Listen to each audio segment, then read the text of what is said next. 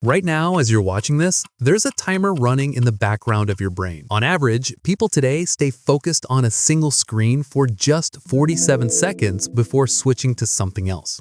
20 years ago, that number was about 2.5 minutes. Here's the really creepy part. Your focus drops even if you don't touch your phone. One famous study found that just having your smartphone in the room, even face down, even on silent, can quietly drain your mental capacity and make you perform worse on thinking tasks. So if you've been feeling more distracted, more foggy, more brain rotted, you're not imagining it. But the real reason your attention span feels broken is not what most people think. It's not just TikTok ruined you. It's not your generation is weak. There's a much deeper, much more uncomfortable cause behind all of this. And once you see it, you'll never look at your phone, your habits, or even your own thoughts the same way again. Let's start with a moment you probably know way too well. You pick up your phone to do one simple thing: reply to a message, check a time, look up something for school or work. 30 minutes later, you've watched 12 short videos, opened 4 apps, forgotten the original reason you even touched your phone. You lock the screen,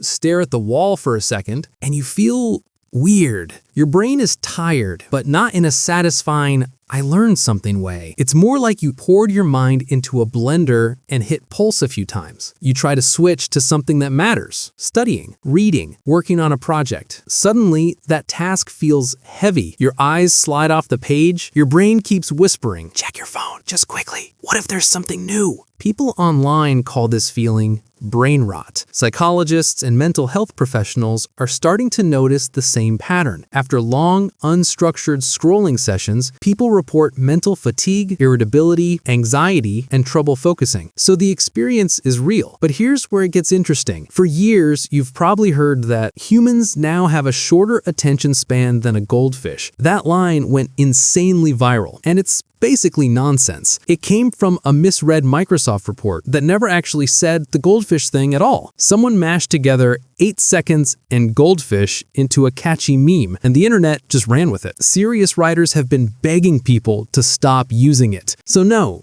your brain did not suddenly devolve below aquarium level. Your fundamental capacity to pay attention hasn't magically vanished in one decade. What has changed is the environment around your brain and the way that environment is training you to use your attention. And that's where the real cause of your shrinking attention span starts to show itself. Think about your phone not as a tool, but as a casino. Every notification is a tiny slot machine spin. Maybe it's a message, maybe it's a like, maybe it's nothing. But your brain doesn't know which one until you check. Every app is fighting for a slice of the same thing: your attention. Not in a metaphorical way, literally. The more seconds you spend inside an app, the more ads it can show you and the more data it can collect. That free platform is worth billions, specifically because your focus is not. So everything gets optimized. Infinite scroll, so there's never an obvious stopping point. Autoplay, so something always starts before you decide if you want it. Recommendations tuned to find the exact stuff that will keep you there longest. Researchers call this whole system the attention economy. And people who study attention, like psychologist Gloria Mark, have been tracking what it does to us in the real world. Over nearly 2 decades of research, she's watched the average time people spend on one screen before switching drop from about 2.5 minutes in the early 2000s to under a minute, around 47 seconds today. Now here's the crucial twist. Your attention feels worse not just because these tools exist. It feels worse because of what they're teaching your brain. Let's talk about multitasking.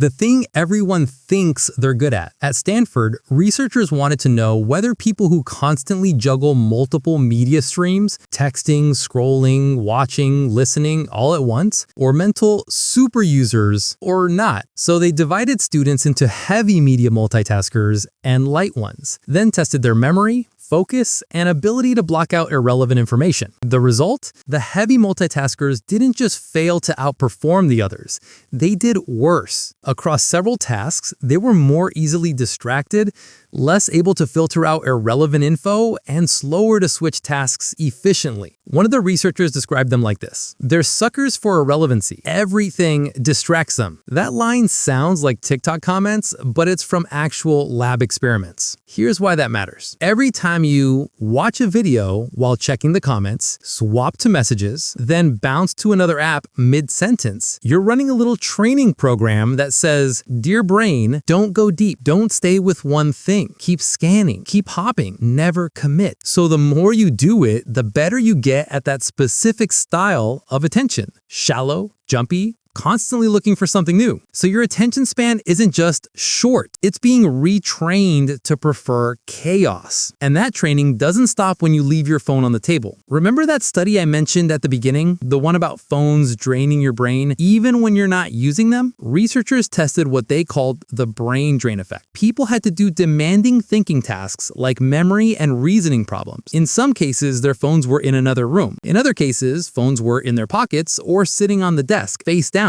Nobody was allowed to actually check the phone. Even so, performance dropped when the phone was nearby. Just the presence of the device quietly soaked up mental resources. Like part of the brain was standing guard over the phone, waiting for something to happen. So now imagine your usual setup. Phone next to you, laptop open, maybe a second screen, notifications occasionally buzzing or lighting up. You're not just trying to focus, you're trying to focus in the middle of an attention vacuum that's constantly pulling at your mental energy, even when nothing important is happening. No wonder reading one page of a textbook feels like trudging through mud. But there's another layer that makes everything worse, and it has nothing to do with productivity and everything to do with how you feel.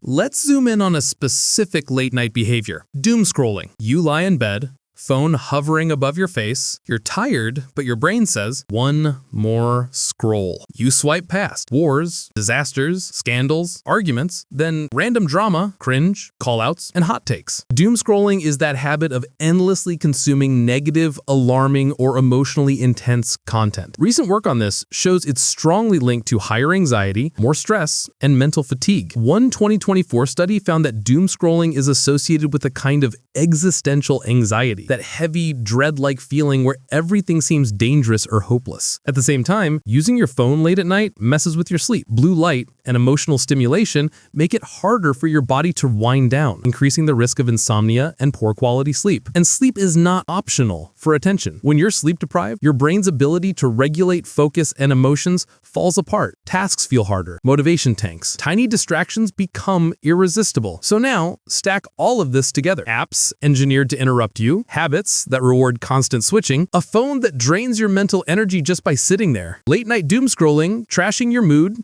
and your sleep. You wake up the next day, try to focus, and your brain feels like it's running on 5% battery. At this point, it's easy to say, my attention span is destroyed. But that's not quite true. And this is the part almost everyone misses. Your attention span is not a fixed number, like 8 seconds. It's much more like a mode your brain goes into, depending on 3 things: the environment you're in, the habits you've been practicing, and your current state: stress, sleep, emotions. The environment you're in now, hyper-digital, hyper-interruptive, hyper-stimulating, pushes your brain into a mode of short bursts of focus, constant scanning, and sensitivity to novelty. Your habits then reinforce that mode. You multitask, you grab your phone every time there's a tiny pause, you scroll whenever boredom appears. Each of those reps trains your brain to expect stimulation on demand and to panic slightly when it's not there. Your state, tired, stressed, anxious, makes it even harder to resist. Doom scrolling and lack of sleep don't just make you sad,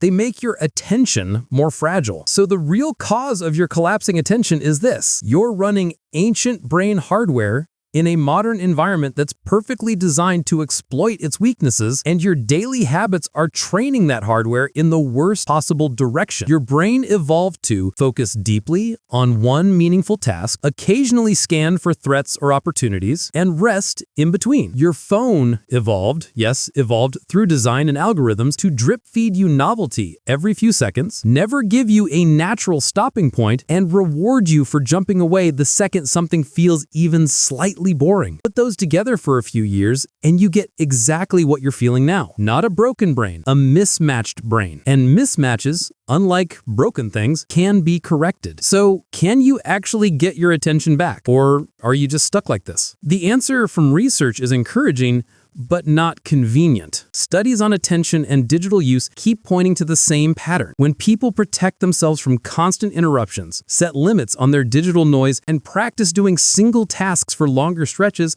their ability to focus improves. When they go back to high interruption, multi-stream chaos, their attention frays again. In other words, your attention span is plastic. It changes with training. That means the same system that trained you to crave hyperstimulation can be used in reverse. Slowly, awkwardly, but effectively. The catch is you can't out-willpower an entire attention economy. You don't fix this by screaming at yourself to just focus. You fix it by changing the matchup. You make your environment less hostile to attention. Fewer random notifications, fewer screens in your space when you're trying to work. You stop letting your phone sit next to you like a tiny black hole while you're doing cognitively heavy stuff. You give your brain small, repeated experiences of actually staying with one thing long enough for boredom to spike and then fade. Those early attempts feel uncomfortable not because you're broken, but because you're withdrawing from a pattern you've rehearsed thousands of times. That itch to check your phone during a video like this, that restless urge to open a new tab when you hit a tough paragraph. That's the physical sensation of your past training arguing with your present goals. And that's the moment that secretly matters the most. So let's circle back to you right here, right now. You're living in a world where the average screen hold is 47 seconds. Your phone can quietly drain your brain just by being in the room. Multitasking trains you to be a sucker for irrelevancy. Doom scrolling at night